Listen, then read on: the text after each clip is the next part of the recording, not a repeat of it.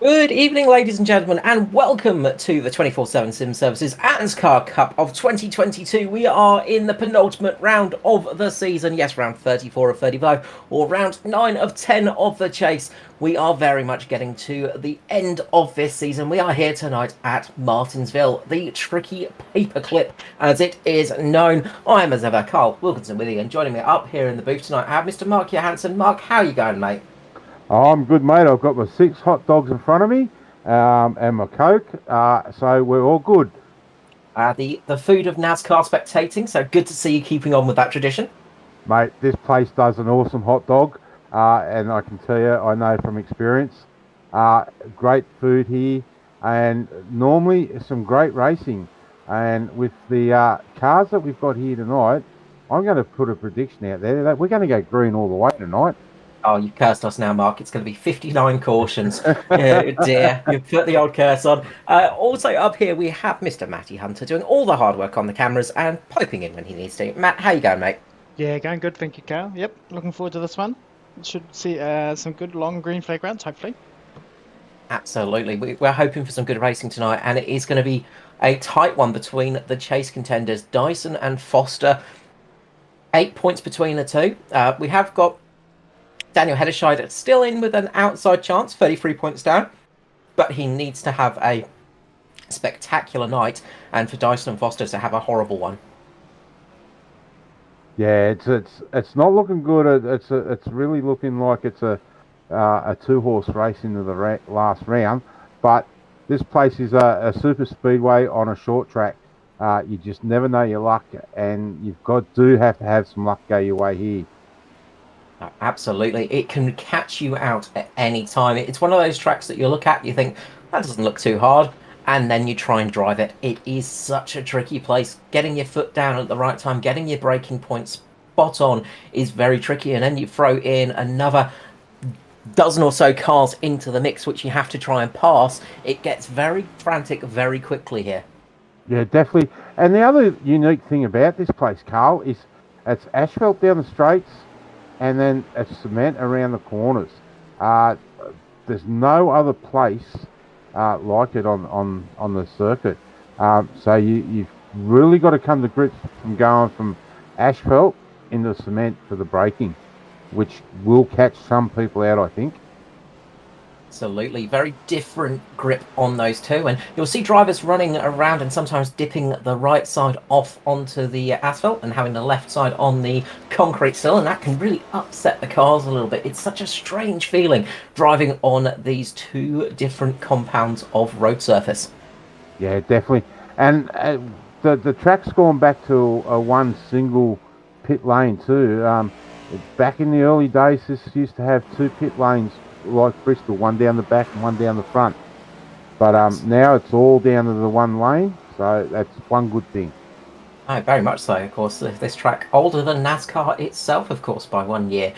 So it is one of the older tracks you can run on, of course, but it is a true classic of a place.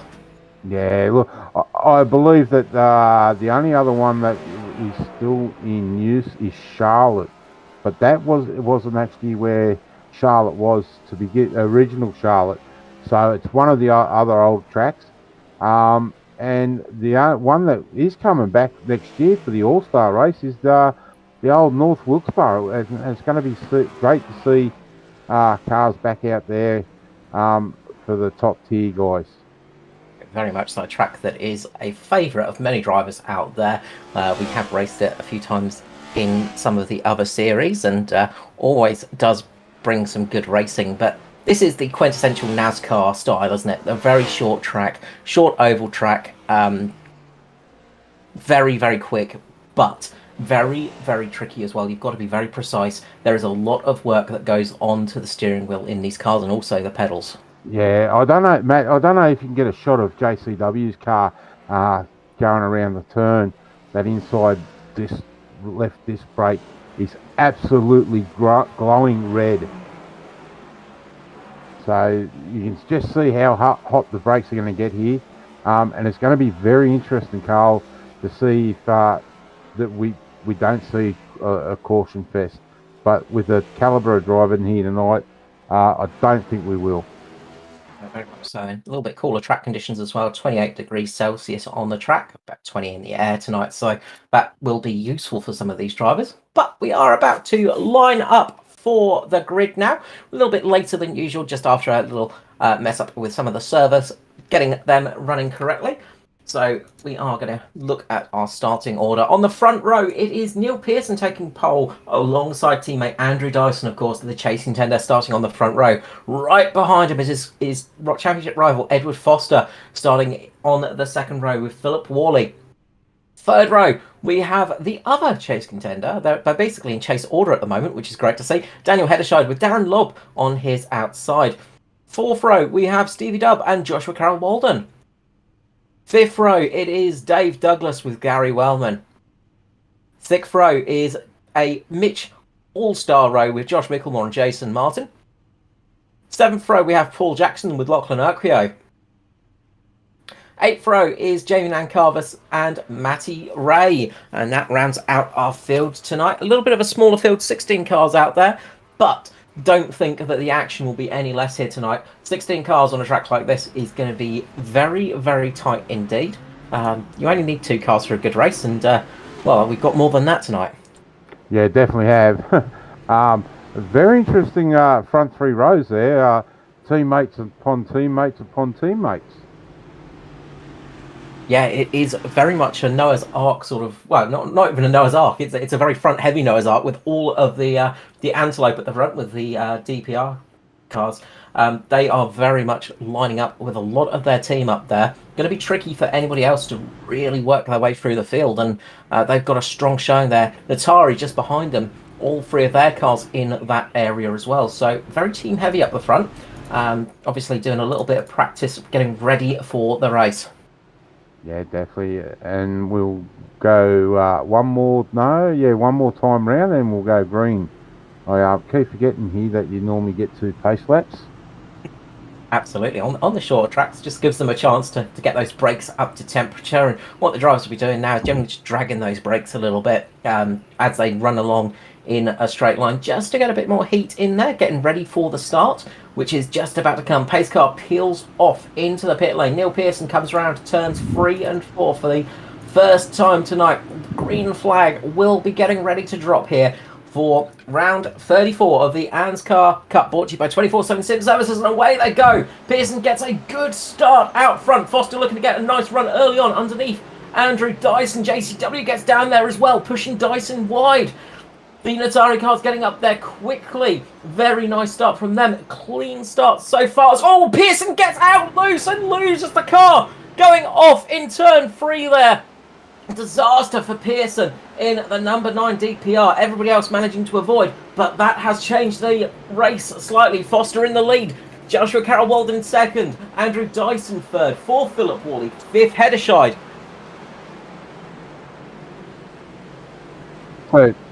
Yeah, it looks like he may have just cold tyres again, catching him out. So I will see this now coming into the corner. He's going to have a big snap, and Dyson coming into pit lane. Okay, I'm trying to figure that one out. Has he got a penalty? Okay, I'm looking at this now because I'm just going back to have a little bit of a look at that. But Neil Pearson just having a big moment. Is this Andrew Dyson having to serve a drive-through penalty? Is he going to stop? That's going to be the question. Because I didn't see any issues. Oh, he's coming in, so... Stop go. Stop go. That's hurt that has really hurt him tonight, because he's gone a lap down already, and not the place where you want to be a lap down so early. No, I'm trying to figure out... Unless it was a race start breach. Maybe he fell back too far. I don't know, mate. We'll just have to wait and see post-race and see if we can get to the bottom of it. Might pay for one of you to just jump back and have a look at the start and see where he was in relation to Pearson on the start of that, because that could be a violation on the start zone. He was a full car length behind Pearson on the start. I can say that much. That's what it is. It's a violation there. Yeah. That's costly, and that is very costly as well. Teammates jumping away, getting front row, and then it's all gone to pot. And this has worked out very favourably for the 53. A long time in this race to go. We've still got 140 laps, remember. But that has helped Natari out in the battle between Natari and DPR. Philip Worley now in third position, the first of the DPR cars. Daniel Heddershide fourth. Dave Douglas working his way through the field nicely. Dave Douglas up 4 positions. JCW up 6 positions. So quite a few big moves early on. Yeah, we now see. We've already alluded to Dyson 1 lap down. Oh, we got a caution. Caution. It is Darren Lobb going around. Not the night for DPR tonight. Darren Lobb having a big moment similar to his teammate and Neil Pearson. He's just caught the apron a little bit on the exit of turn at number 4. And it's gone around. Luckily, nobody else involved in that one. But that has brought the caution out on lap 10. Now, depending on how iRacing score this, yeah, so by the look of it, Andrew Dyson has been put the lucky dog candidate. So that helps him here. Get him back on to that lap, which is going to be very important for him. Still a lot of work to do, a lot of cars to work his way through, 13 other contenders tonight, and that's a tricky thing to do here at Martinsville, but it has at least got him back on the lead lap. You can just see there that little tiny touch of the corner there just gets loose and then speeds it up and then loses the back end on the acceleration. So a big moment, and there's the leaders coming through now. So big moment there for Darren Lobb, but that is disappointing for him. Yeah, definitely. And you can just see how easy it is to get unsettled here. Just touching that ripple strip on the inside, and they're fairly big curbs here, so they don't help you. They don't at all, and it's so easy to do it. It's one of those things that we say week in, week out, that it's so easy to lose control of one of these cars because they are full of horsepower and they are pretty wild creatures. And he's just caught the car, collected it back up, and then it stepped out on him as he put his foot back down to try and get it back in a straight line. Very easy to loop one of these vehicles. Gary Wellman's come in for a fresh set of tires. For a fresh set of tyres. So he's decided to chuck some boots on his car and get back out there. He's also got a little bit of fuel in there as well. So it'll be interesting to see how this pays out for Wellman, if he can actually make some advances now, because we know that the race is going to be... It's pretty much... They can pretty much get home without worrying too much by fuel from what I've heard from some of the drivers. But that little bit of extra in the tank will definitely help your confidence. Yeah, definitely. And the tyre drop-off here isn't as bad as what I thought. A lot of guys were saying that it's only 1 or 2% after a 20-lap run. So it's going to be, again, the heat that's going to be the main issue. The thermal degradation of the tyres, of course, where they get hot and then they drop off a cliff and you need to get back to them cooling down, and it's such a tricky thing to do, especially on a very short track like this. You don't have much of a straightaway to let those tyres cool down a little bit before you get into another corner, jamming on the brakes and getting ready for the next part of the race. We are about to go back to green flag racing here.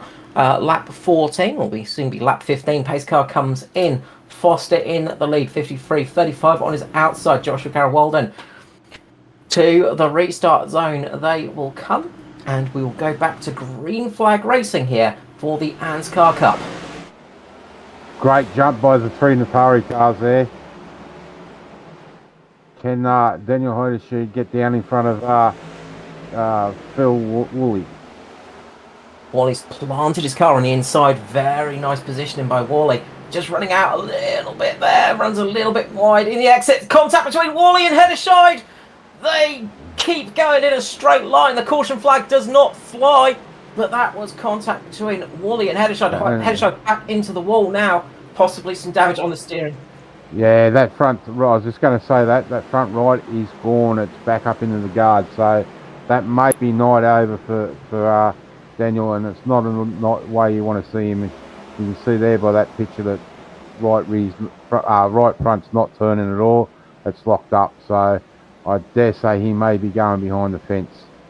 So it looks like he's knocked the steering arm, and that is that for that car. Looks like Wally is still circulating, not too much damage on that car.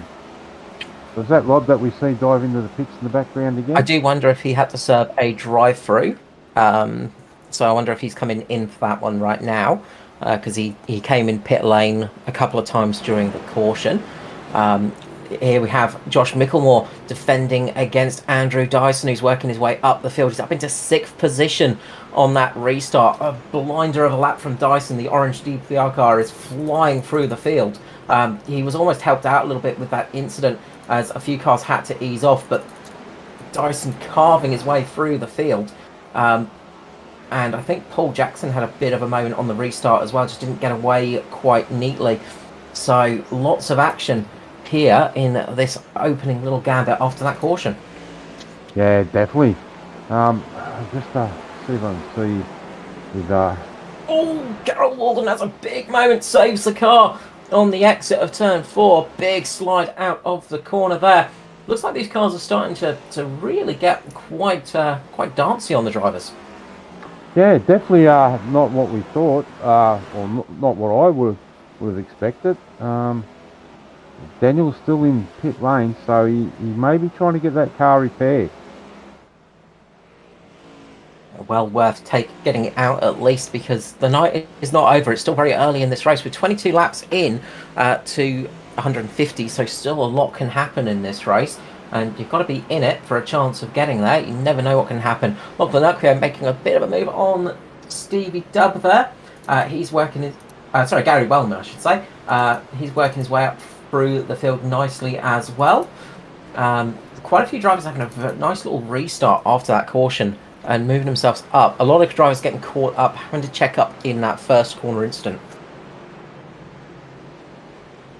I can tell you, I think by the camera views I've got, Lob has gone back in and had some more repairs done to that car. So obviously it hasn't been handling the way he likes after that little incident with the wall. He's had to get the old 100-mile-per-hour tape stuck onto that thing quite quickly and get it back into some shape. And obviously driving a car around here with any type of steering damage is just a nightmare. You're constantly turning almost, and it's not fun having to try and get a vehicle around this place when it has got the suspension damage. Yeah, definitely not. And I can tell you, Carl, that Daniel header shield car's going to need a lot more than duct tape to get that back on the track. Yeah, I think it's going to need a certain religious figure to come and resurrect it, personally. But there's going to be a lot of work on that car. Foster in the lead now, 2 seconds over Joshua Carroll. Walden Foster doing what he does best, and that is leading a race and just getting on with business. Keeping his head down and just getting on there. JCW in second. We've got Dave Douglas in 3rd position, and he has got Andrew Dyson right behind him. I think Dyson will be absolutely counting his blessings after that early infringement and having to serve that drive-through, that stop-go, I should say. It has very much come back to him. It was almost race over on the first lap for him, and it's come back in a very good way as he's running in 4th. Jason Martin's in 5th position with Josh Micklemore in 6th. Stevie Dubb in 7th in the Mean Green Machine. Matty Ray sitting in 8th, gained 8 positions. Not for long, as it looks like Philip Worley's going to try and get underneath him. Bit of a battle between Worley there, who moves up into 8th. 10th place is Lachlan Urquhart. Yeah, I was just going to say, great awareness there by Matty to see that Wally stuck the nose down there, because if he hadn't been aware that he was doing that, it would have been another car around. Yeah, it's very easy to happen if you're not paying absolute attention. And sometimes cars come from quite a way back. They can really surprise you with a late braking moment and make a bit of a dive underneath you, and it can really catch you off guard sometimes. But good situational awareness by the SRM driver, Mr. Matty Ray. Not surprising, Mr. Sheen always keeping it clean. Yes, he's come on a long way this year in racing. and he's building a great team for next year. So we know Ruben Phelps has joined the team for next year, and it'd be interesting to see who else he pulls around. I have heard whispers that maybe Lachlan's going there, and of course Noddy will remain in that team for next year.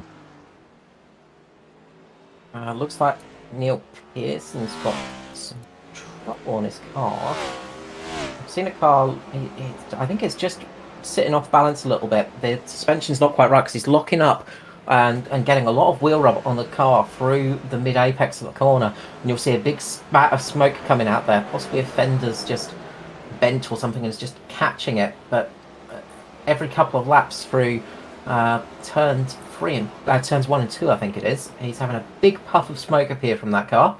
Yeah, So, that right-hand guard doesn't look front guard doesn't look quite right, Carl. It looks like it's maybe rubbing on that right front. as we see Andrew Dyson now making a move on Dave Douglas. Douglas and Dyson side by side here as they come across the line. Dyson getting a nice little run underneath that and makes the move stick. Again, good awareness by DD. He's been around the traps a few times, so he'll be well aware of probably hanging back a little bit now and making another good strong run.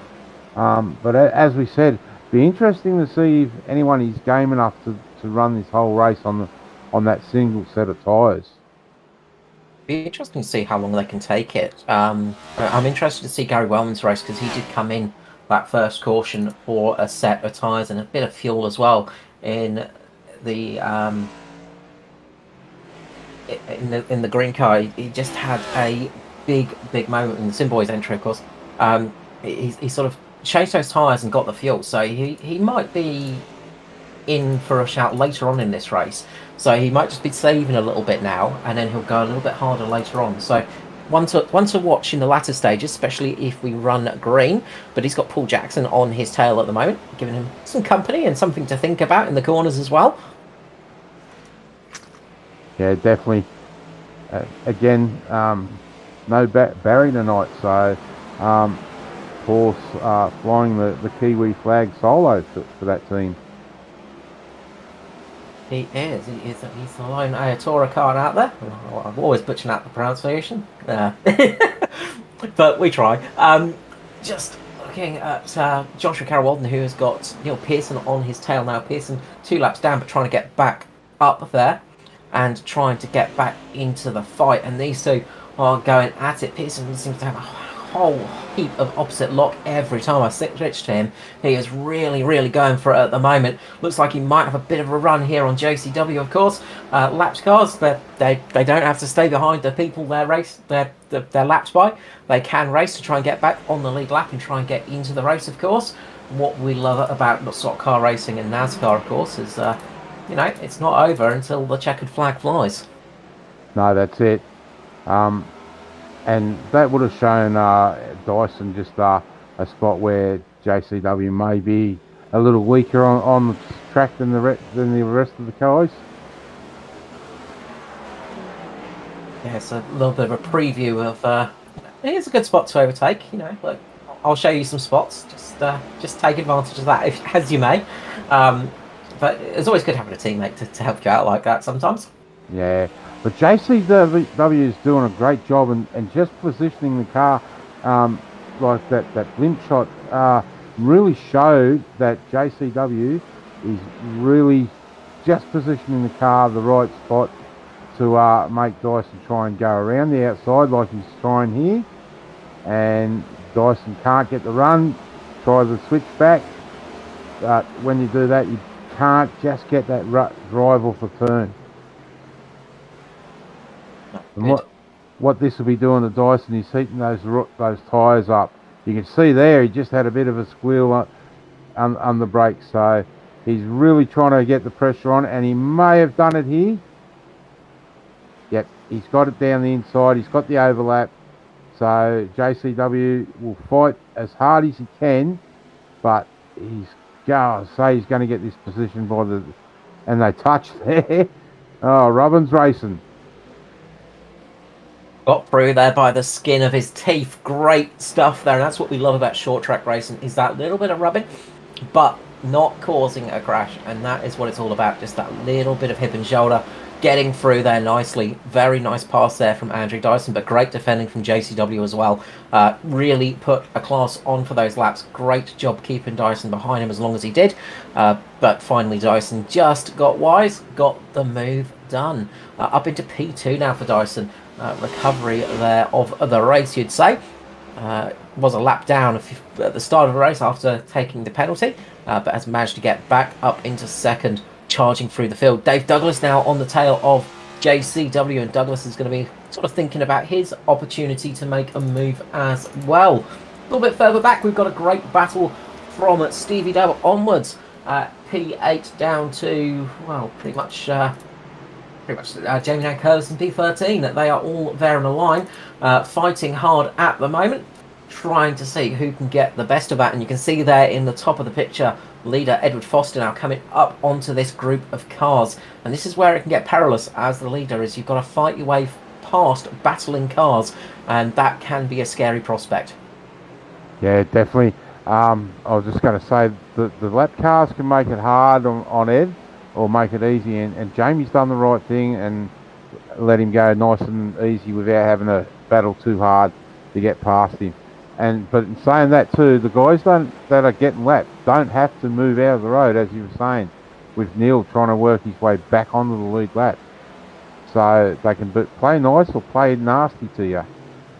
It's always one of those things when you come up to a lapped car, you never know how they're going to react, unless you're coming up on you, Mark, in which case I know you're going to block me, so I prepare for it. But it is absolutely part of the racing, is you've got to pass lapped cars like they're your rivals almost.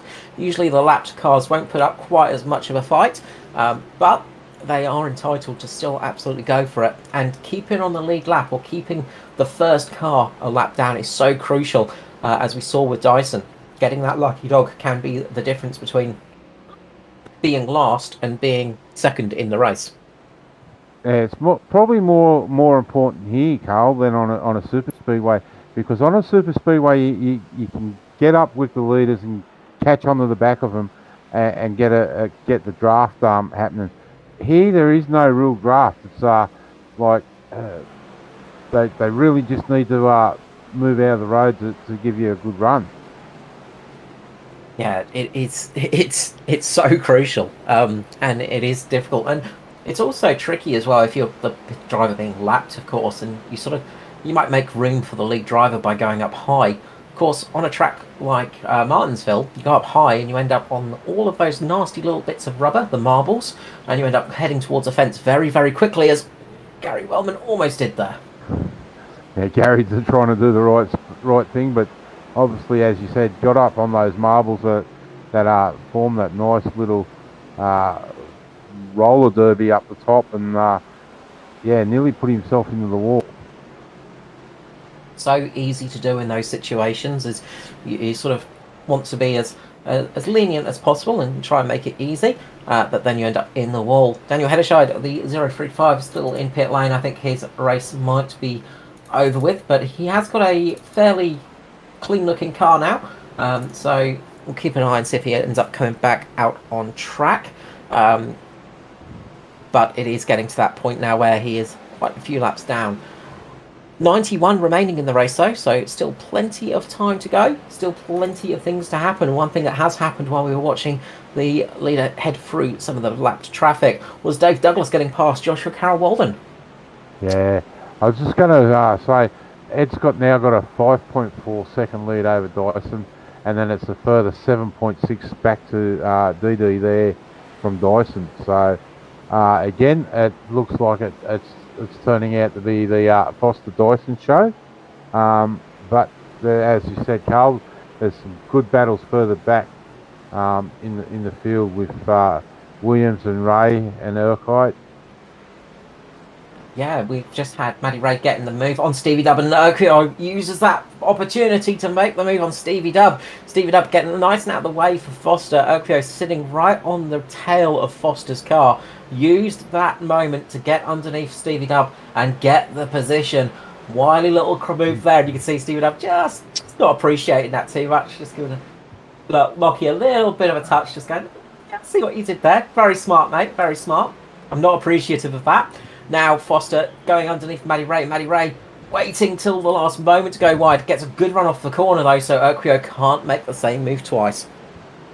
Yeah, you could see that little love tap from Stevie Dub on the 42 car. It's like, I'm still here and I'm going to come for you. When you outsmart a driver on track, it generally ends with somebody going, yeah, I don't appreciate that. No. Although Lachlan has opened up a little bit of a gap, so maybe he might pay for it a little bit later on in the race. That is it. It's going to be interesting to see if we do run green now for the rest of the race, what people do, and if anybody decides to try and chuck some tyres on. We are getting close to that halfway point in about 20 laps, so that would be the sort of time that you would try it, of course. But I think people are going to try and stick it out as long as possible. They're only about 8/10 off their fastest times at the moment, so not a huge drop off in tyres. But as you well know, as we see Paul Jackson coming in pit lane actually, as you well know, Mark, sometimes when the rubber does go off a tyre, that's when they really can fall off a cliff, and if that happens, you can really be in trouble. Yeah, again, we've spoken about it all year. The larger tyres, the lower profiles, they just seem, you just seem to have that sweet spot for so long, and then you go into a turn, and all of a sudden there's no rubber there. It's gone. It's just a strange tyre, and again, we've all said it. It's not so much tyre wear; it's the heat. You've really got to look after the tyres and not punish them.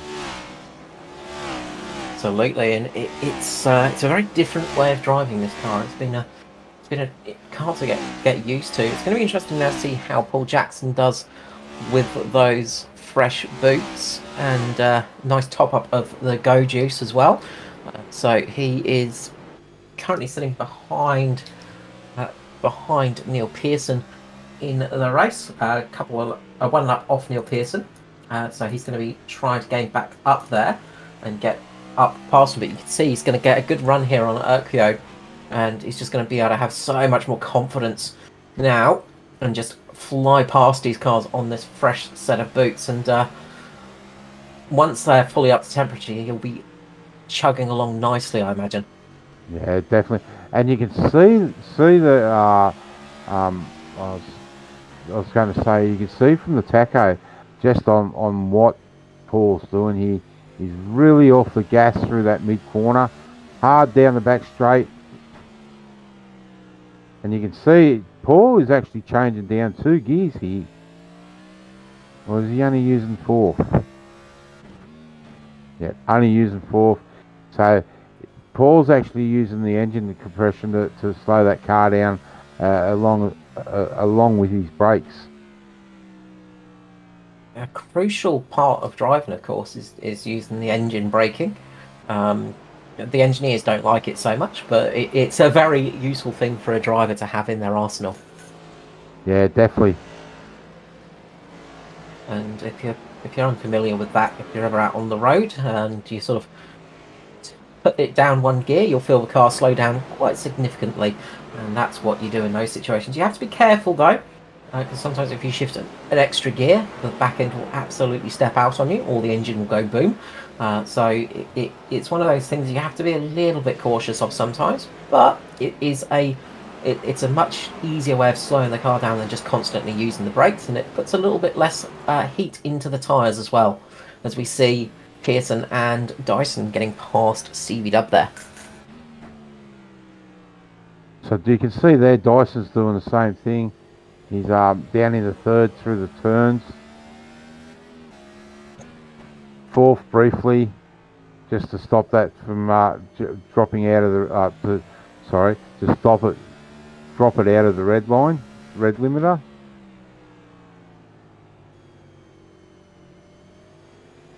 It's also crucial, of course, to be smooth on the application of power as well here. It's very easy to... Oh, as catch Paul the Jackson ground. just does! He gets on the power a little bit too late and spins it around, and the caution flag is out. 72 laps remaining, 78 laps down. Will we see everybody come into pit lane now? I imagine so. I would imagine so. Oh, it's a hard one. Is Paul Jackson was just catching up to Foster there. He got on the power a little bit too early by the looks of it. Just on the exit of the corner. He just He's clips got that ripple curb. there. Exactly the same as Mr. Lob.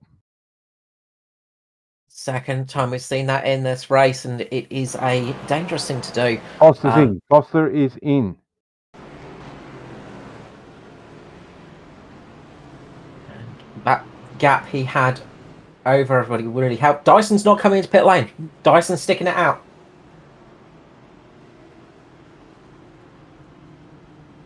So Douglas, Carol Walden, Micklemore, Martin, pit lane. Worley sticking it out as well. When will we see?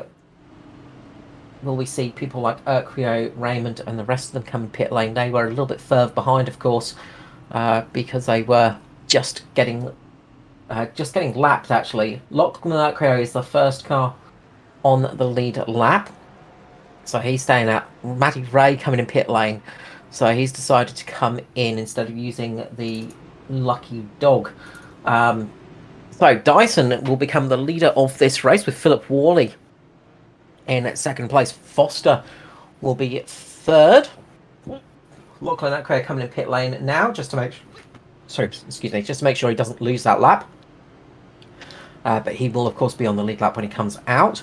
So we've got two cars that haven't stopped. That is Dyson and Worley. The rest of the field has. This is going to make things interesting, isn't it, Mark? Yeah, definitely. I would have thought Dyson would have covered off Foster there, but obviously he feels confident in the car. So a roll of the dice for Dyson, I'd say. Yeah, he must be confident and comfortable with track position, of course, and I think that's the key for him. But with only the buffer of one car between himself and Foster, it's going to make for an interesting little run here now. And there's quite a few cars on fresh tyres as well. Also being rejoined by the 035, so we've got all 16 cars on track. Daniel Hedderscheid managing to get back out of pit lane after the lengthy resurrection of his car, but he is back out on track to make sure that he can get some points at least on the board tonight. But you've got to say, it feels like his chase contention is very much gone now, which is a shame, but a good season nonetheless from Daniel Hedderscheid. A good run. So the chase contenders in first and third. Dyson, the leader of the championship by 8 points, ahead of Foster, the two-time chase winner, of course, the two-time ANZCAR Cup champion. So this is going to be an interesting little battle for sure. Yeah, definitely. And look, get off the subject quickly for a minute, Carl, so our viewers know. Mr. Foster's already claimed one championship this season with one round to go of the 87 Masters. So that's well done to Ed for that championship. Right, very much so. Something he's be pretty happy about. But we are getting ready to go green here for the 24/7 Sim Services ANZCAR Cup. Dyson gets a nice launch there. Worley loses out a bit there. Worley just got caught napping by the looks of that. And, Worley goes round, saves the car, but a lot of positions lost there. Background, the Mitch boy. Micklemore and Martin there up into Wellman. Big accident that has taken out a good handful of cars of this race. Big accident there for Jason Martin. That is going to be a costly one for him tonight in the purple Mitch Motorsport car. Gary Wellman, a lot of damage on his car as well. Micklemore around on that back straight. Yeah, Gary tried to get that moving, but you could see there that front end was not moving, letting him move at all. So he's had to take the tow, which unfortunately for him. Yeah, it's sort of, we'll see it in a moment, but there was the contact in the mid-pack between Micklemore and with Micklemore going around. So let's see what happens here. So contact for Oh, Worley. Worley gets caught up. He gets loose, and Josh Micklemore goes down to try and avoid it. He loses it, goes up into Philip Worley, and that pings Worley up into Martin, throws Worley down into Gary Wellman, who almost escaped that, and then Wellman is sent like a torpedo up into Jason Martin, and that is a big accident there, and that's a few cars out of this race for sure. yeah, definitely. You could see there that Gary got copped at both front and rear, so that's why he was sitting there trying to get the car to move, but it just wouldn't move for him. Oh, that is a nasty, nasty incident, and it just very unfortunate, really. A little bit from that checkup for Wally, I just looked like he had a bit of an issue at the start, and then it compressed the field, and drivers trying to avoid the action, then get loose. Of course, coldish tyres, of course, on the restart, and it all gone wrong from there. Yeah, definitely. But that's one good thing to come out of it. That's put Nankervis back on the lead lap as the lucky dog. Yeah, so some good news at least. Looking on the bright side of things, as always, Mark. Mark, Mr. Sunshine Johansson. That's it.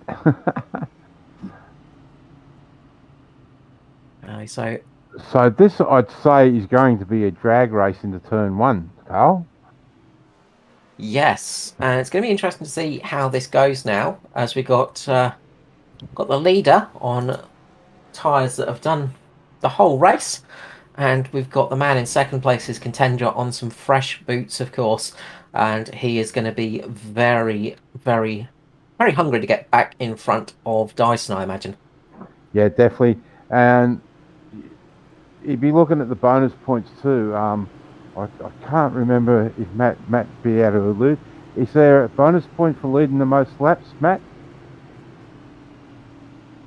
So yeah, so he'll definitely want to be trying to get back out there to lead the most laps for the race.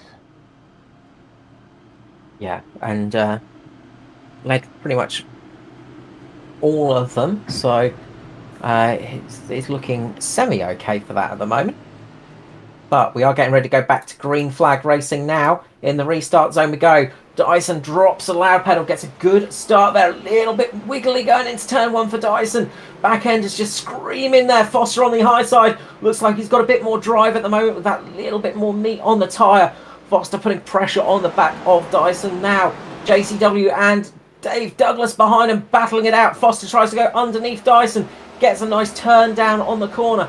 Looks like he's just thinking about it. Doesn't make the lunge yet. Cars through this one they go. Dyson gets a little bit loose on the exit of the corner. A little bit of action behind, but everybody's keeping it somewhat straight. Dave Douglas, though, he's having a great run in the number 10, trying to get round past Foster. Loses a little bit of time. Now side by side with JCW. Foster goes for the lunge down the inside into turn one. A little bit of a lock-up. Slight contact. They make it through. Both of them get through. Foster takes the lead from Dyson. Yeah, DD was looking to trying to stick it down the inside of Dyson there.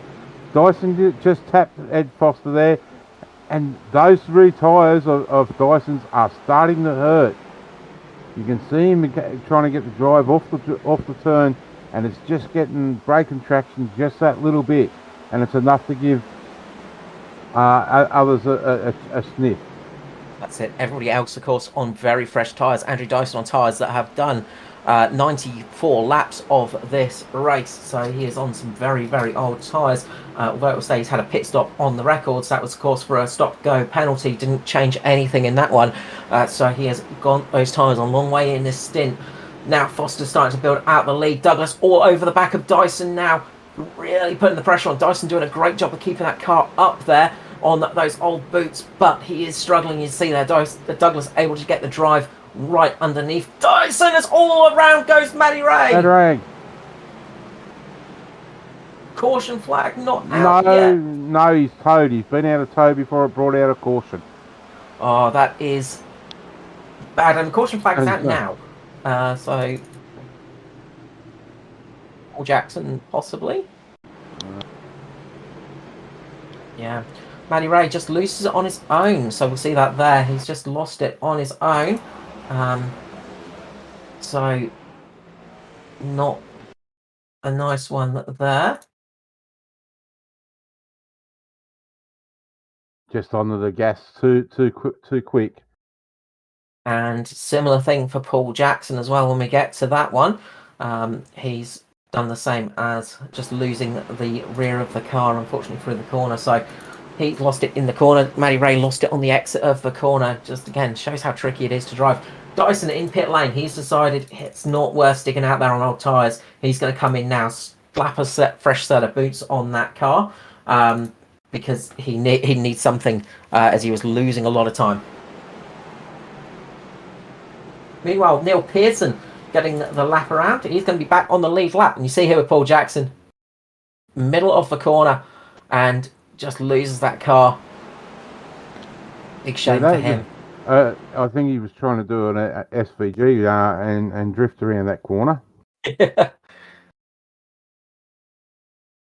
And too much of a pendulum effect, unfortunately. And then it's gone down and got himself stuck on the apron and just towed it straight back in. Yeah, so some guys are very aware of the surroundings and very quickly to get on that tow button.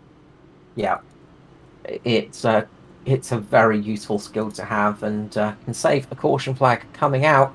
Matty Ray saving the caution flag by about 2 seconds. So after Paul Jackson losing the car. Stevie W in pit lane, getting a fresh set of boots. He has decided he's going to go for a fresh set of boots on the car and get back into this race. So it's going to be a whole different heap of cars on different strategies now. Everybody's got fresh tyres. Everybody's sort of, some are on very fresh tyres, some are on relatively fresh tyres, but this is really shaking things up. Yeah, definitely going to be an interesting last 50 laps. It is indeed. As he said, 50 laps remaining. We're 100 down. We roll over the 100 mark here. So it is coming towards the tail end of this race. And we've had some really good racing so far and some good action. I think we're going to get some more to come.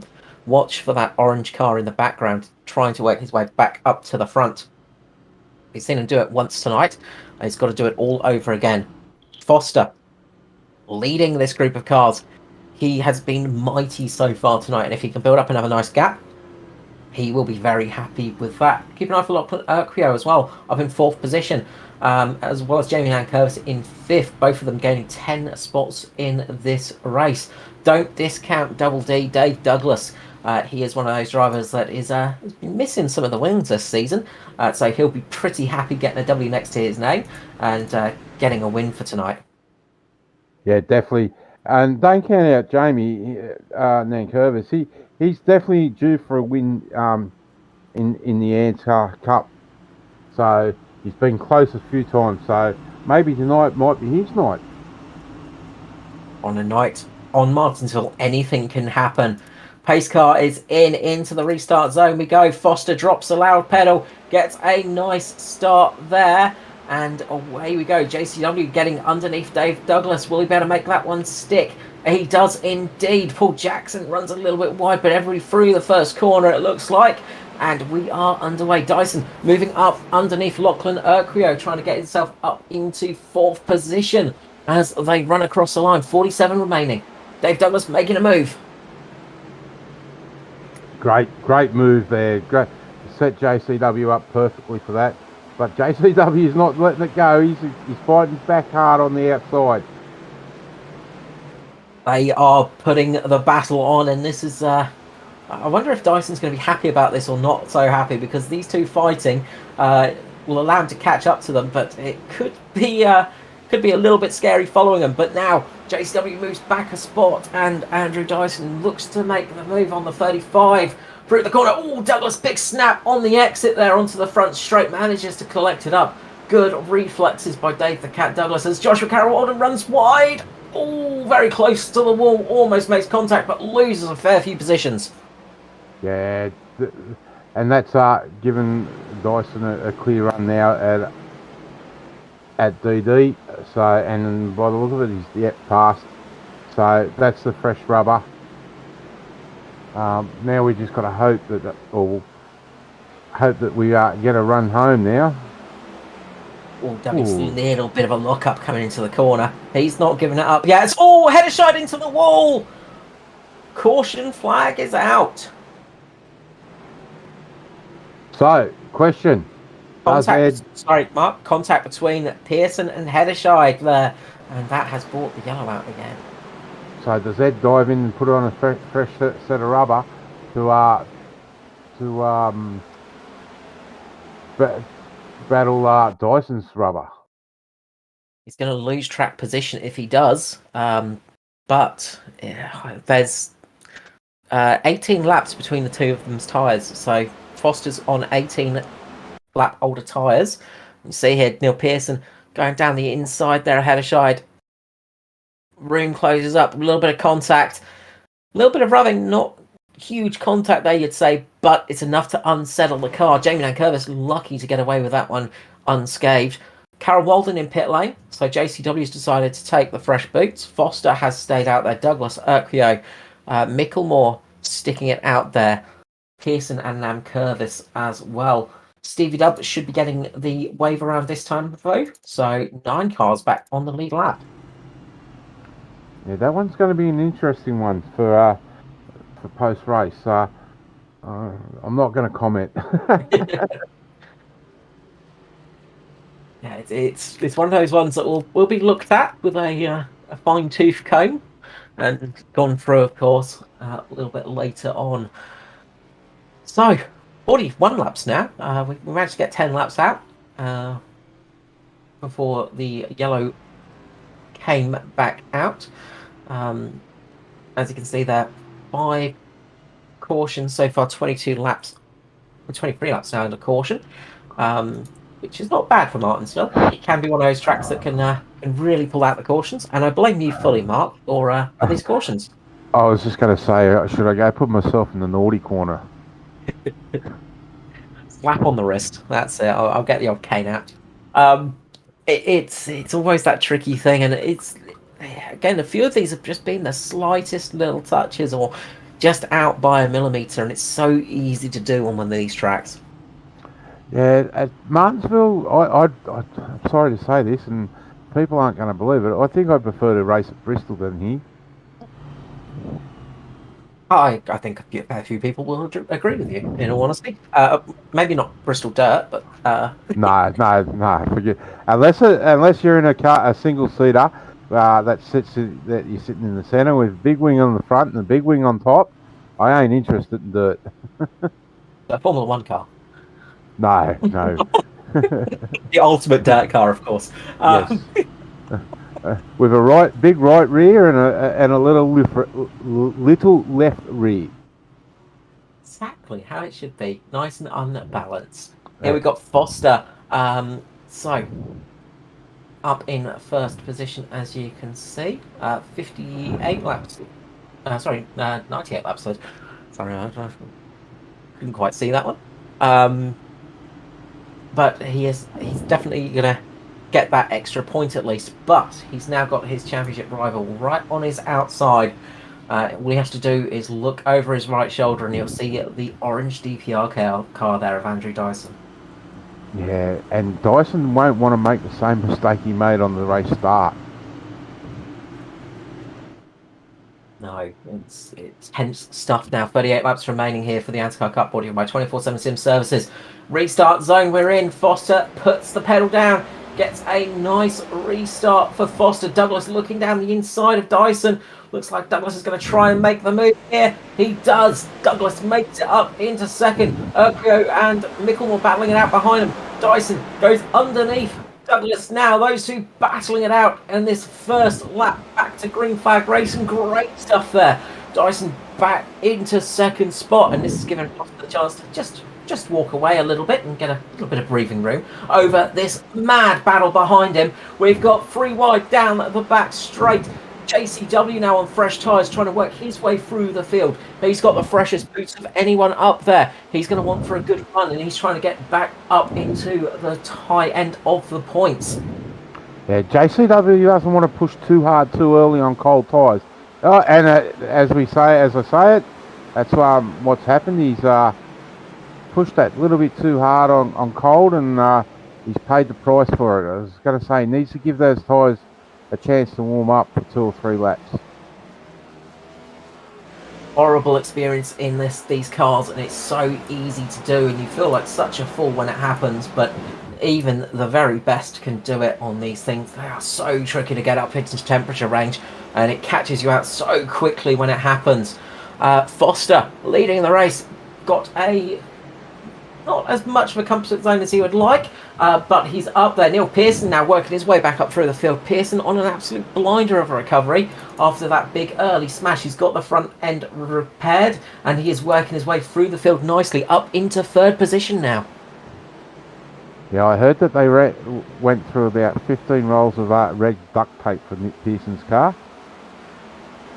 You know, good night to invest in red duct tape, man. I'm glad I put my stocks options into that. So that's paid off beautifully. Yes, definitely.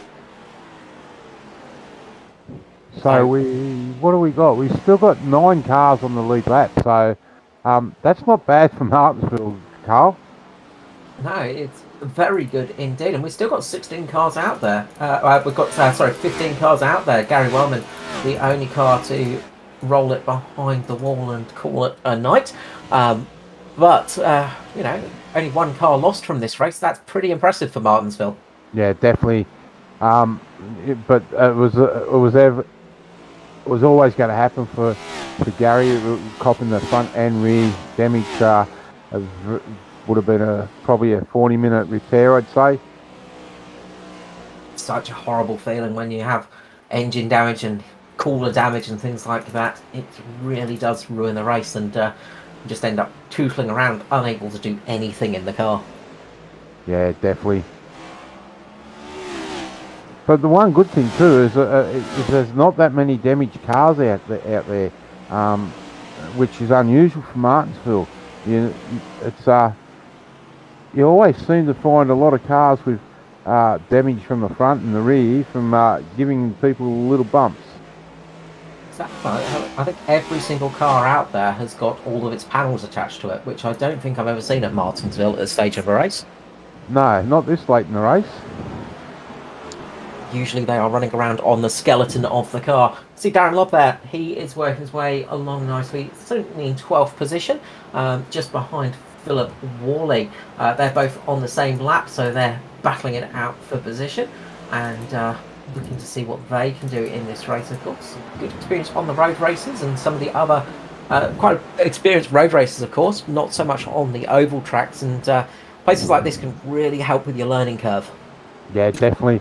I've done some laps around here in the sim, and as you said, mate, it's a very two hairpins at an end of a short straight. So it's very, very hard to get the car pulled up right.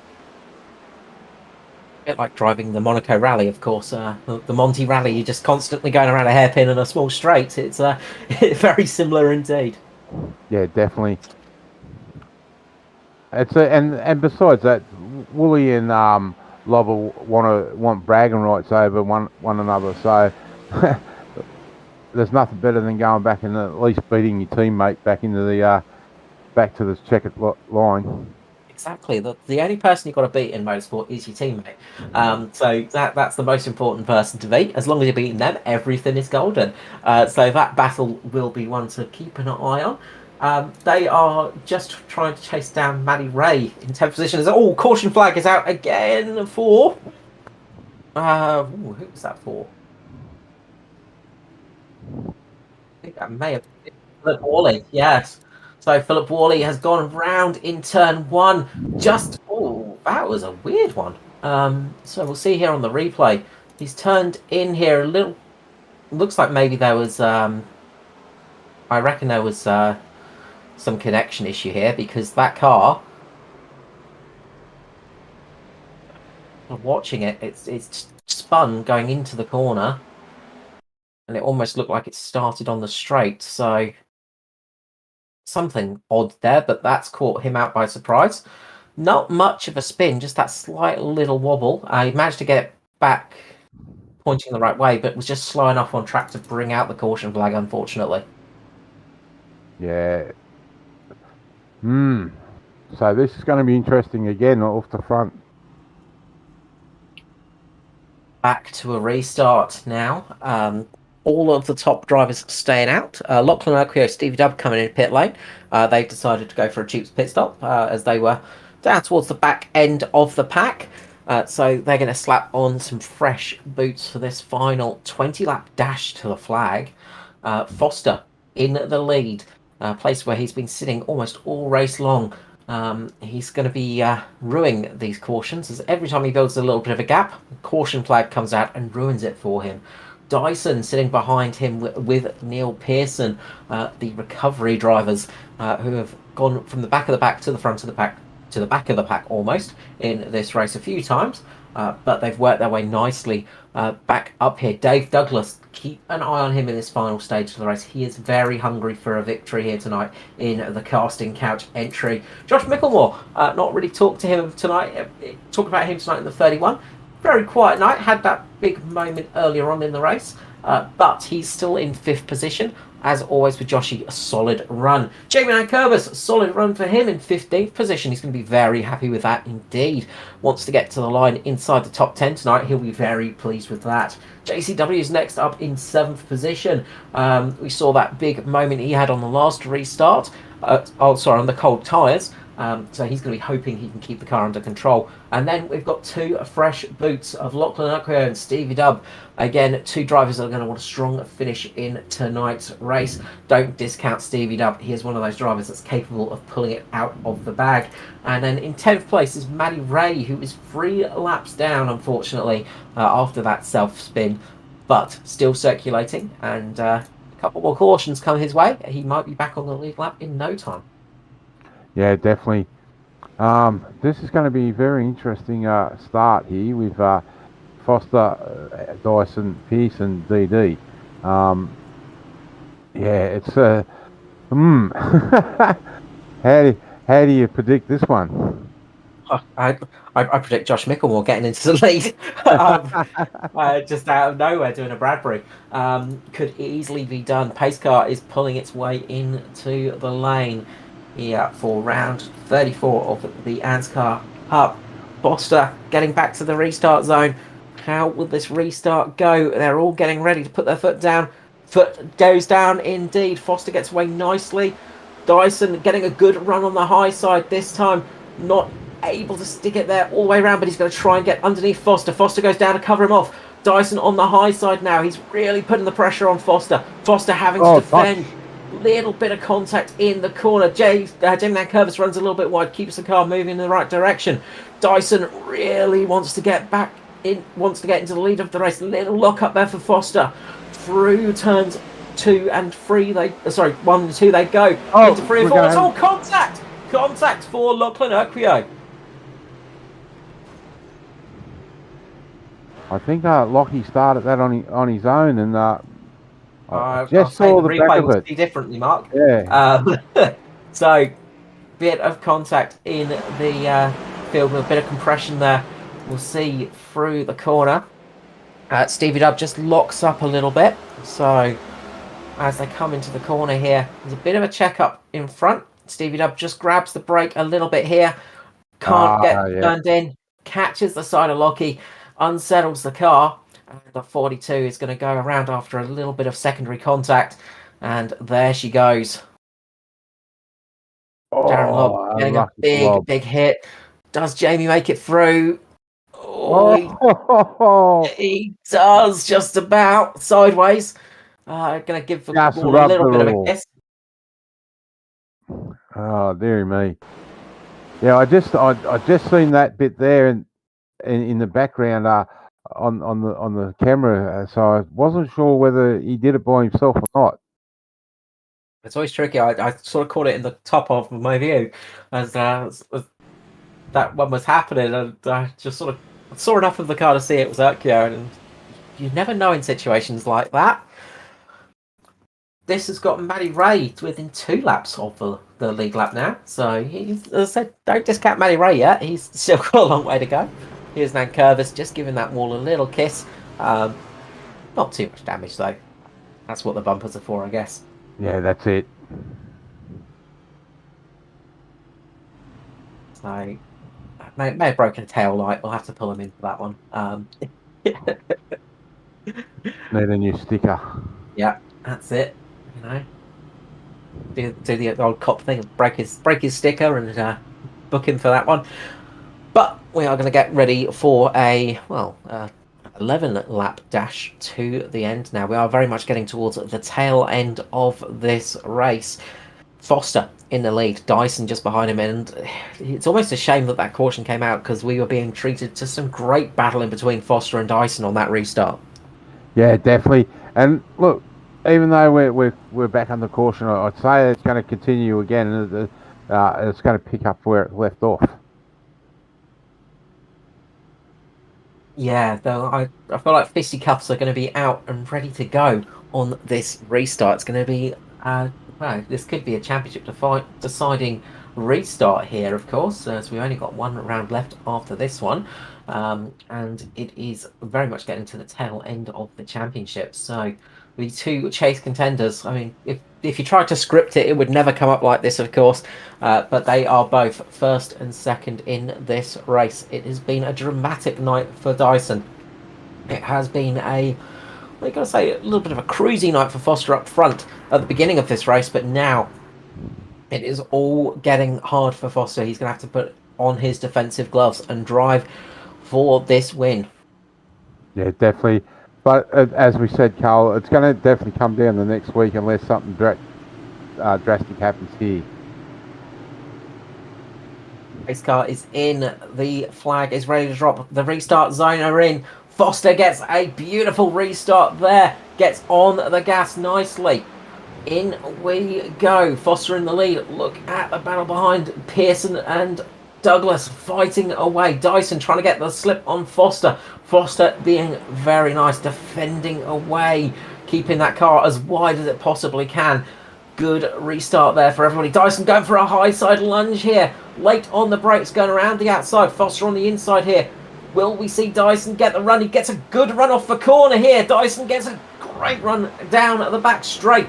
Foster and Dyson side by side here with 8 laps to go. Foster gets a much better run through the corner onto the start-finish straight. Dyson tries for lunge down the inside of turn 1. Doesn't quite make it.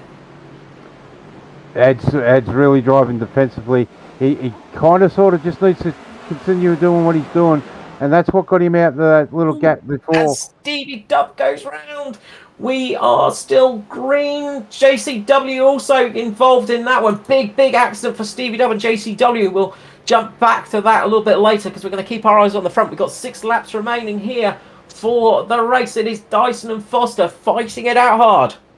Look, I think if Dyson's going to make a move, it's going to have to be around the outside because Ed's going to take that inside line, as you can see there. Dyson goes round! A big accident there. Dyson gets on the power, loses the rear, goes around into the wall. Dramatic end to the race. Well, almost the end of the race. 5 laps to go. Big hit for Dyson.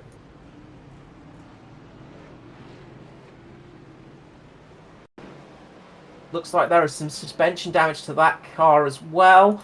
So here we go, watching this one. Foster goes to cover off the inside. Dyson goes down there with him and just loses the rear of the car when he tries to go back up there, and around it goes.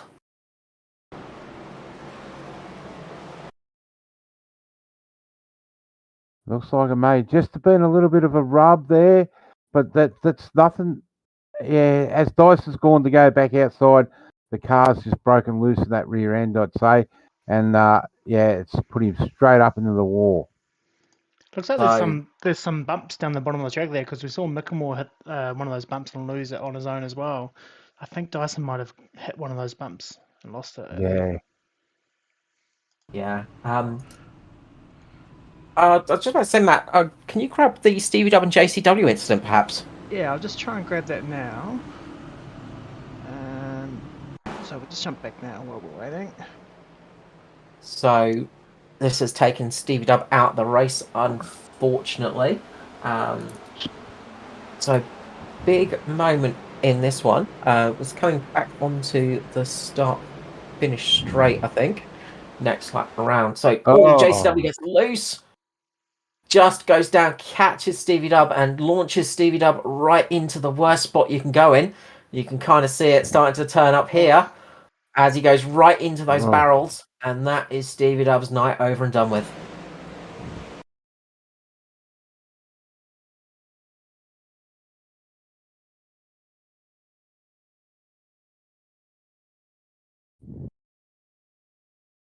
So 2 and a bit laps remaining. This is coming down to the wire. I was just going to say, I think we may go overtime, and yes, we are going green-white checker. So, for those that are new to the sport, green-white checker, Mark? You'll get the green and the white flag, and the next one after that is the checkered flag. Absolutely. So long as we get the if we get the white flag, that there won't be another caution. Is hoping we get that nice and clean. So that's been a bit of a chaotic few laps. I'm always glad we got the caution so we can take a bit of a breather, because so much happened in those few short laps. It's been an eventful night. Just let me know when I come out of the naughty corner. It's a bit hard to see the screens from over here. You can come out the naughty corner, but you'll have to wear the dunce's cap. It's just as well you didn't bet your house on it, that's for sure. Yeah, that's yeah, so true. Oh, well, we're going back green here. So Andrew Dyson's still thereabouts though. He's still within a shout, of course. Green flag about to drop here for round 34, and away we go of the ANZCAR Cup. Penultimate round of the championship. Foster in the lead. Pearson tries for a run on the outside. Gets a bit wild. Dave Douglas takes advantage of it. Douglas up into second. Dyson tries to make a move. Makes a lunge on Douglas going down the inside. Dyson back up. Trying to get into second position. He is really going for it at the moment. The white flag is out. The final lap. Foster in the lead. Douglas in second. Or is it Dyson? They are battling very hard. Dyson just gets ahead now. Puts his car just in front of Douglas. Pearson all over the back. Foster loses the end. He gets squirrely on the exit. He manages to get the gas down, and Foster takes the win ahead of Dyson and Douglas. Oh, man. What a race. What a finish. And again, second week in a row we've had a race finish like that. I'll let you take over for a couple of moments, sir. What a great way! Like those tyres of Foster's just start getting hot. At great dive underneath by Dyson on DD, and we see here, yep, just breaking loose mid corner. He's done extremely well to keep hold of that. And yeah, Dyson touched the wall, and yeah, just where do you look there, Matt? It's a unbelievable finish yet again. Yeah, I can't believe how many cars were sideways coming out of that corner. We'll have another look at it here. But we've got Foster sideways, Dyson sideways, Pearson sideways, Douglas a little bit sideways. All coming out here for the top 4 positions, top 5. I just want to mention how much Foster was concentrating there at the end. He forgot to do the burnout. He's got back out on track now, but he just mentioned on the radio, forgot to do the burnout as he was just absolutely gripping the wheel, I think. But that was an incredible finish. And you got to say, Andrew Dyson has really had to put the miles in there to make up for big mistake, and of course the penalty earlier on, but a flawless drive from Foster. I think the only mistake we saw him make was on that final couple of meters before the checkered flag. Brilliant drive there from the 53. Yeah, definitely great drive by every driver out there tonight. Again, an action-packed race. right throughout the field. I'll tell you what, Daiso doesn't want to buy any lottery tickets anytime soon because I think he's just used it all up tonight. Yeah, he has had to really bank on those lucky moments after a race like that. Being a lap down on the first couple of laps to come back and work his way through the field, having that big accident. He was very lucky not to end his race in the pit lane. Yeah, definitely. Especially with that first lap penalty, that could have seen him over and done with. Very much so. And of course, Dave Douglas, nice to see him back up in the top three. A great run for Dave, and he was absolutely pushing it all the way along. Josh Micklemore comes home in fourth. I said watch out for Josh towards the end of this race, and he absolutely clinched it at the line with fourth position. Neil Pearson in fifth. Again, a very eventful drive for the number 9, but he had a good recovery up into fifth position. Jamie Curvis comes home in sixth position. He is going to be dead chuffed with that, with Lachlan Urquio in seventh. Again, another strong run for those two drivers. Matty Ray in eighth. Matty Ray getting just almost on the lead lap. He was one lap down at the end, but in eighth position, he's going to be pretty happy with that after taking a tow. Ninth position is JCW with Darren Lobb in 10th. Persistent run from Darren Lobb to get home in 10th position. Paul Jackson comes home 11th with Stevie Dubb in 12th. 13th for Jason Martin after taking that big impact. Philip Worley 14th, Daniel Hederscheid 15th, and Gary Wellman 16th position after that big whack with the wall. Yeah, definitely, and great drive by DD, up 6 spots to from 9th to 3rd. So great night for DD. The other big mover was Josh Micklemore. He started in 11th and finished 4th. Biggest mover was Jamie Nankervis. Yeah, I was just going down the list, and Jamie Nankervis up. What's that?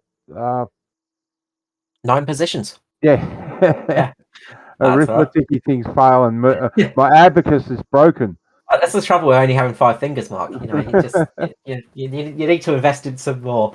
Alrighty, let us start off with our third place man, who's probably getting comfortable on the green room couch, but he is, of course, the driver of the casting couch entry, the number 10, Mr. Dave Douglas. Welcome back to the booth, Dave. It's been a bit of time since the last talked to you. Congratulations on a 3rd position tonight. Evening, boys. Yeah, P3 at the old paperclip, mate. A short track day, so mate. It was I come for the entertainment, and I wasn't disappointed. It was a pretty entertaining race around you, got to say. You were pretty much always in the spot to give us some entertainment tonight. Yeah, mate. You know me. That's what I do.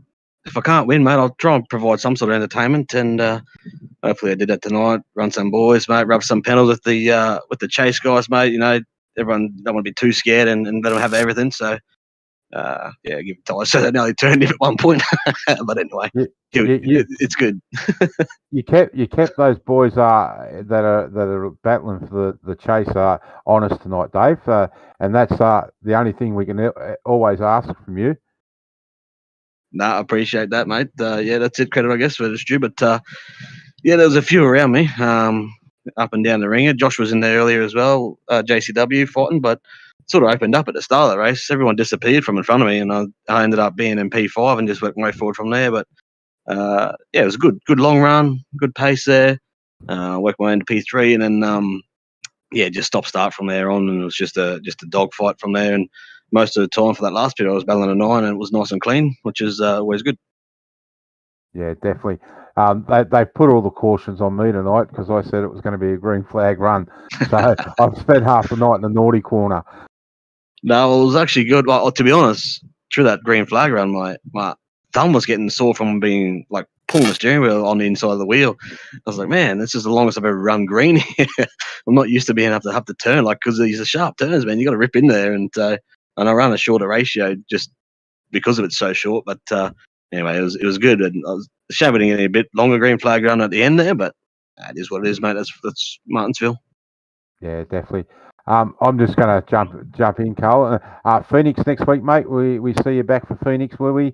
Yeah. Short track you like, or? Yep, absolutely. The old Phoenix was was a dog for me. I'm rubbish there, but for some reason the new Phoenix, whatever's happened, whether it's got more grip or something, but for some reason I go right there. So hopefully it'll be the same sort of showing as this week.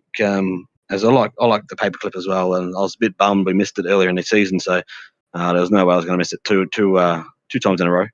Well, mate, you've definitely made up for it, missing that first round. So, yeah. Yeah, well, that's it. Would have been fun if I could get to Ed and have a crack at Ed at one point, but it just every time I sort of got to Ed, the yellow would fall and you'd be put on the outside and you got to try and battle the guy in third and that sort of thing. So it would have been nice to try and battle for the lead at one point, but for the rest of, basically the whole time I was battling second, third, fourth, So, is what it is, man. It's good to come back and have a run. Missed last week, but come out here strong. Yeah, definitely. Well, Carl, I'll hand it back to you to close it off, and yeah. No, absolutely. So, just the usual thing, Mr. Dave Douglas. All the shout out and love to all your adoring fans, of course, and all those happy sponsors on your car. Yeah, shout out to obviously you guys coming up and showing up and doing the broadcasts. Matty for always showing if I get in a wreck. I reckon I touched the wall 4 or 5 times. He probably got every single one of them too. So Matty on the cameras, what a mad dog, and Hawkeye. I saw you in the background hitting the wall. Mate, I knew you would. If I don't miss anything, mate. You don't miss me. You get everything. But anyway, shout out you guys. Shout out to the chase drivers. Hopefully, throw a bit of a spanner in the works there, make them earn it, which is good. You always want to see someone come out there and make these guys earn it. So, and obviously Edward, that was a tough win for him, man. He was battling hard there at the end. He was doing everything he had to do, blocking and everything. So, good win to the 53, and I guess it goes down to the final round now, and it's going to be a close one, boys. But last but not least, shout out to the Bandits. Big thank you, Dave. I'm sure we'll get you back in the booth sometime soon, I hope. But always a pleasure to speak to you, Dave Douglas. All right, cheers, boys. Love you. Bye. All the love in the world for Dave. Of course. Yeah. Next up, he's a different type of person, and he's always good to have a chat to. he is indeed. Next up, we're going to grab the orange flavour of DPR. The man that made it very hard on himself tonight, the 41 of Mr. Andrew Dyson. Mr. Dyson, welcome to the booth. Congratulations on P2. A bit of a tough night in the office.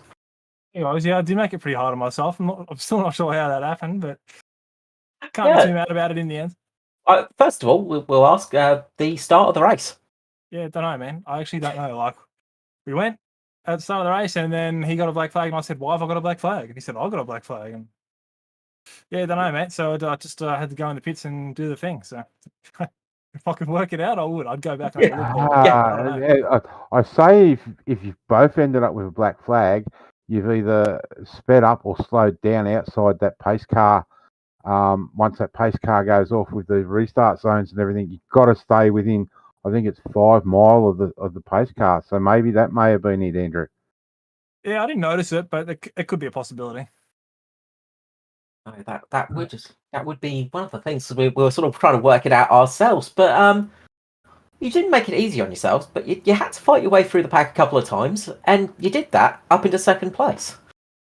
Yeah, there was more than a few sort of ain't care moments, I guess you could say. It was just kind of like, I'm going here, and if you don't accommodate for me, then the inevitable is going to happen. But I think everyone played pretty fair with that. I mean, they kind of read the situation and played it pretty fair. So props to the guys out there tonight. But I did send it pretty hard, and they sort of a few did send it on me though at the same time. I mean, I had JCW race me pretty hard and a couple other guys. So even Dougie was having a fair hot crack. So I mean, it was good. Great to see. It was nice to see that nice hard racing, of course. Towards the end there, that moment you had off of turn 4 on the straight, of course, with a bit of a snap. Did you think that was it for your race? I knew there wasn't a lot of cars left on the lead lap. That was the first thing that came to my mind as I was going the wrong way. The second thing was I just didn't want to hit the fence too hard. I did. It did say I had steering damage, but the last thing I wanted was the wheel hanging off. And luckily the wheels were on it, so I was still going to send it. The wheels are still attached, barely, but that's fine. As long as they're barely attached, that's the main thing. And you definitely gave it a good send there at the end. I mean, racing very hard all the way to the line. Obviously, with this being the penultimate round and penultimate race of the championship, you must be really wanting to keep as close to Edward Foster as possible. Yeah, for sure, man. I mean, after the start of the race, it was just a matter of just trying to recover the best I could and see where I ended up. And it really, like, it only could have been better if I won the race. So it's, I can't be mad about it. It's as best as I could have possibly done aside from winning it. So it's good, man. No, absolutely. And one last thing I want to go on is just in that the sort of caution in the middle of the race where you stayed out on the slightly older tyres. How much of a disadvantage do you find on the older boots? Oh, it was pretty bad. I was I could tell I was just absolutely parking everybody up. Trying to go as quick as I could because I knew that as soon as one guy got under me, that was going to be the end of it. I was just kind of going to get freight trained a bit. I can't remember exactly how it went. I think as soon as Ed got past me, Dougie was there, and then I think as soon as I was trying to navigate my way back behind Doug, I had JCW behind me. So and then a yellow came out, but it was a pretty big disadvantage. Like after that, I thought it was probably long enough to have a dip and go for the fresh tires. And again, there wasn't too many cars in the lead lap, so I wouldn't be too far back down if I use that strat. I had to send it pretty hard again. Yeah, then I probably burnt the right rear tire up and had to battle with that for a while, so it didn't really play into my favor. But yeah, I don't want to sit here and complain because it was a good recovery. Look, you're a driver. You've got to complain. It's part of the contract. Yeah, I guess so. It's part of the part and parcel of even sim racing, isn't it? Absolutely. If you're not complaining, you're not driving hard enough. Look, a really good run from you tonight. It was great to see that hard charge through the field and that hard racing as well. Congratulations on P2. And look, the usual thing of love and shout out to those adoring sponsors and all of your fans. Yeah, shout out to the fans if they even bother watching. That's thanks for tuning in and all the support, even if it's just moral. Like love your work. Yeah, cheers to all the boys at DPR, all you guys that put on the broadcast, all the crew at ANZCAR that make all this happen. And quick shout out to Simrigs, South Wales, Bemax, Phoenix Smokers, Neil for all the paint jobs at MP Designs, Big Dipper, and yeah, cheers for the broadcast tonight, guys, and fingers crossed for next week. Yeah, congratulations on P2 tonight, and hopefully, well, I'm sure we'll see you back in the booth soon. Hopefully, we will see you at Phoenix. Yeah, that'd be nice, mate. Thanks, Andrew. And Well- finally tonight, the 53 Natari up in P1 for tonight. Mr. Edward Foster, congratulations on a victory here at Martinsville. Oh, I had to earn that one a few times over, didn't I? It wasn't easy, was it? No. You had a beautiful gap in the early stages. You cruised out to a nice big gap, and then it just got taken away every 5 minutes. Yep, that's pretty much sums it up. Absolutely.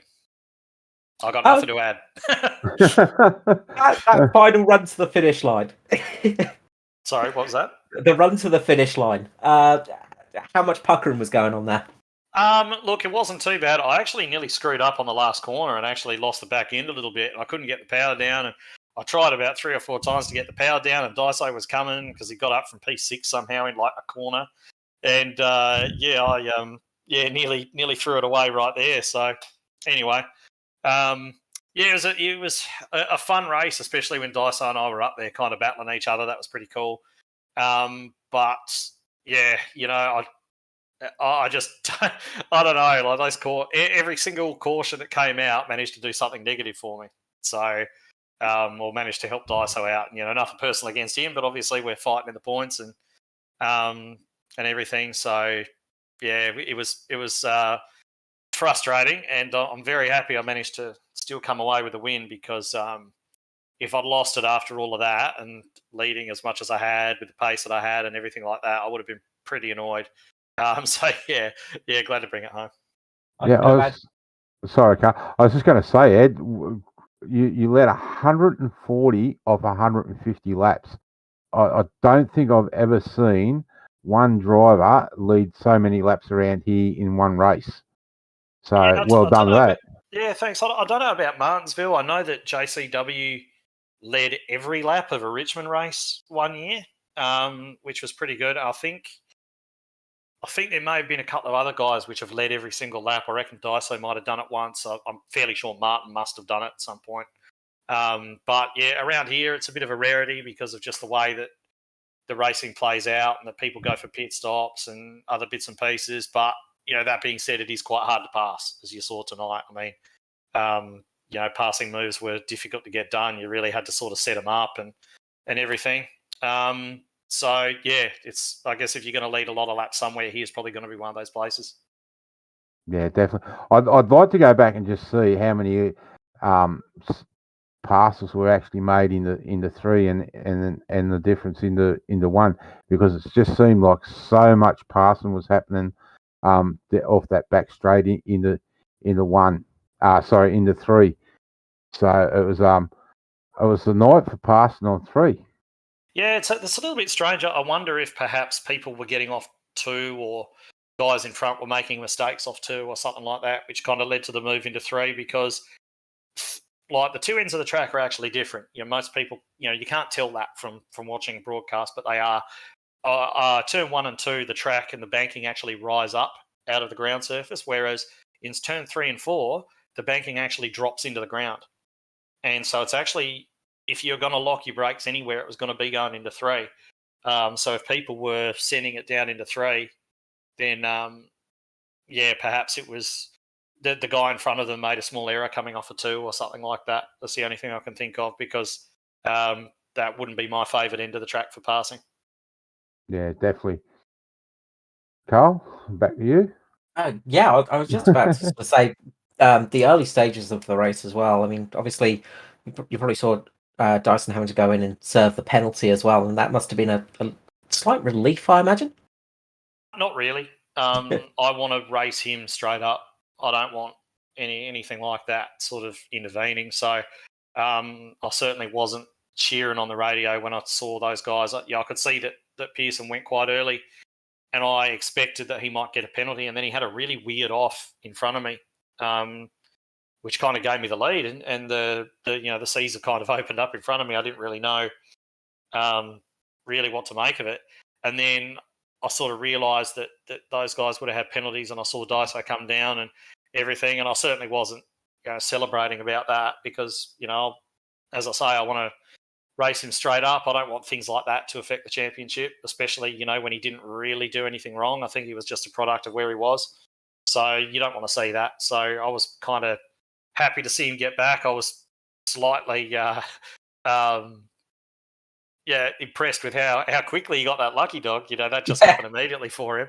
But he came back around, and obviously that he was able to join the back of the pack, so that was good for him.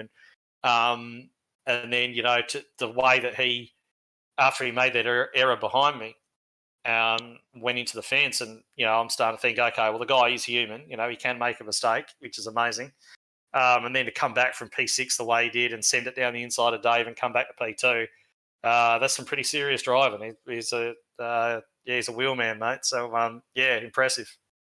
Oh, absolutely, a aggressive run to the end, but you had the extra little bit of race road and that position out front to take the victory tonight. You must be pretty happy with the win tonight, heading into Phoenix to the final round.